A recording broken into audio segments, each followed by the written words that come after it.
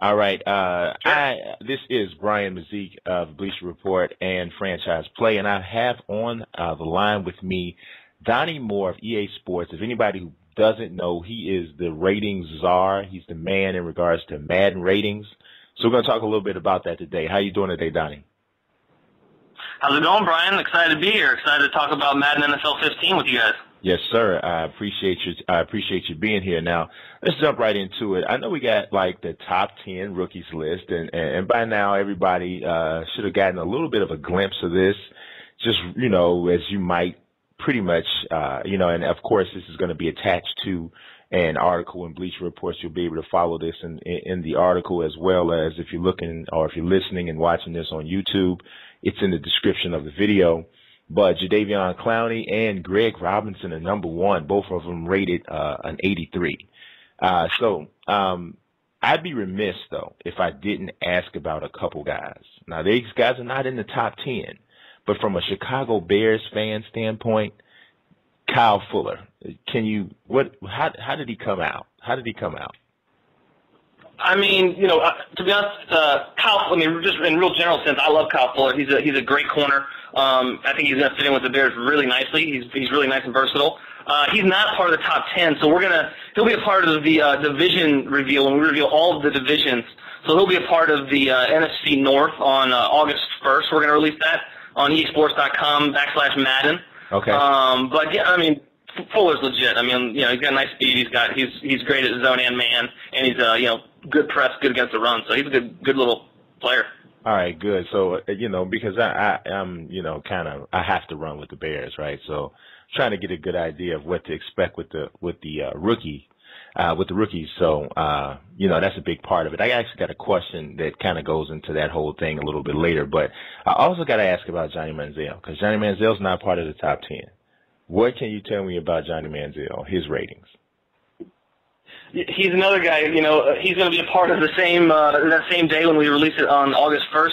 But in general, Manziel, you know, he's got a nice arm, so he's going to have he's going to be able to throw the ball deep. He's going to be great in the pocket, and he's going to be able to break some tackles, like, you know, elusively.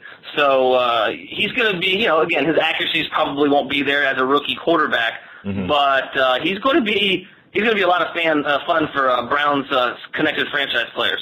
Definitely. Now, last year we talked, you told me that Tavon Austin was like one of the most fun guys that you had an opportunity to have a hand in making or creating.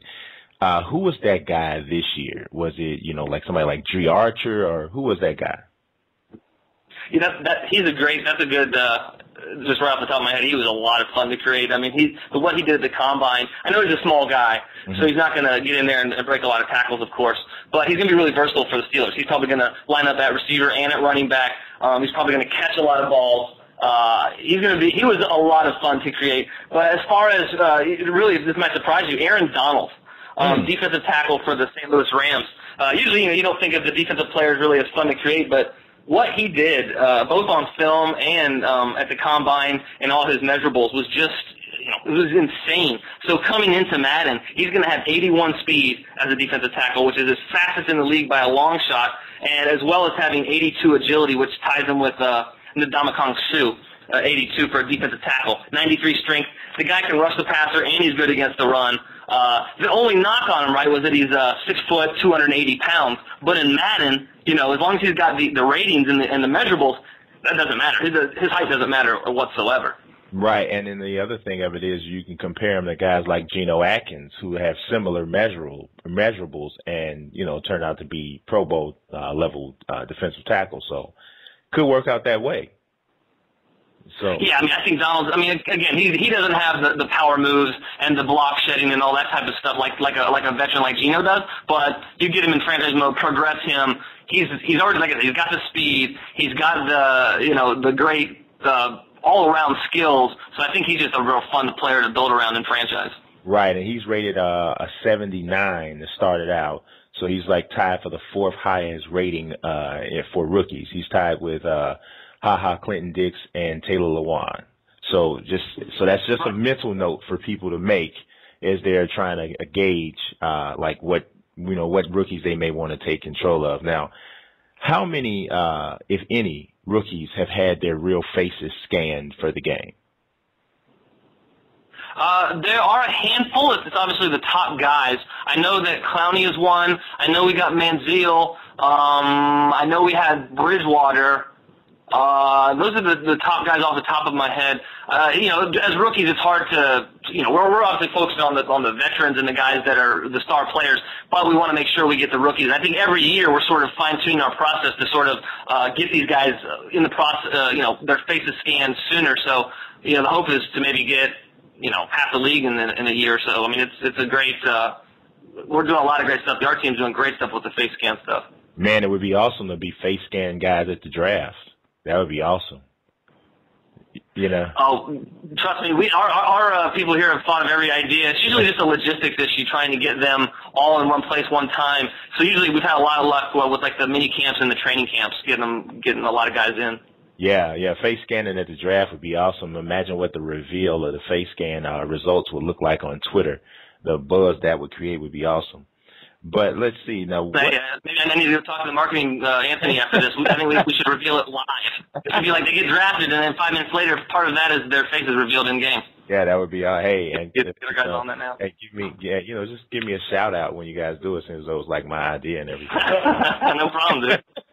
All right. So, like, what factors play a role in a playoff, like in the potential rating? So we all know that, you know, like Jadeveon Clowney starting out at 83, or, you know, Manziel will start out at whatever he is.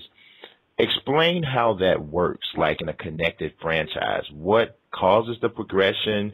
I mean, is a guy like Clowney predestined to be a 99 overall after a few seasons? How does that work?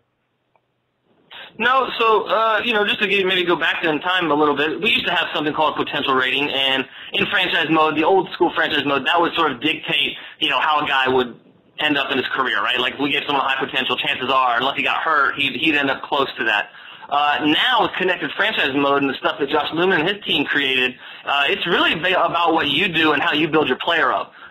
You know, you have all of the packages and the points that you can, you know, send to your player and to build him up, as well as the stats that you accumulate. So, like, for Kylan, you got to get a lot of sacks and a lot of tackles and things like that to get progression points. So there's really nothing built in to say, hey, this guy's going to end up a certain rating. The only thing that really affects that is there's a development trait.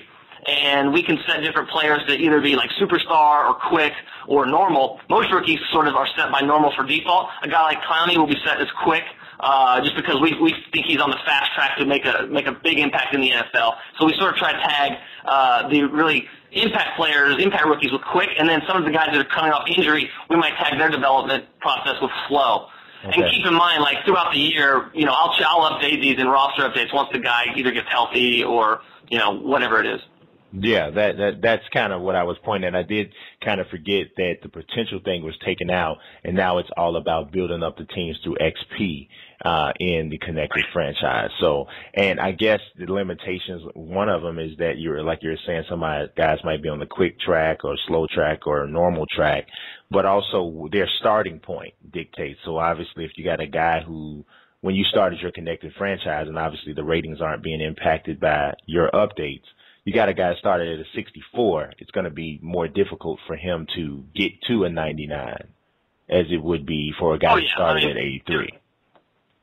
Yeah, I mean, it's just like, you know, any guy, like, a good example is like Jamarcus Russell, right? Like, when he came out as a rookie, we didn't anticipate him being one of the biggest bust quarterbacks of all time. So we gave him pretty good favorable ratings as a #1 pick. But as soon as he starts failing on the field and doesn't produce, then we lowered his ratings accordingly. Like, for all we know, it could be Bridgewater or Blake Bortles. They're just all-time busts. But right now, no one is saying that. So we're going to rank them as, like, first-round quarterbacks with some pretty nice strengths and some weaknesses that they need to work on. But that's sort of our philosophy.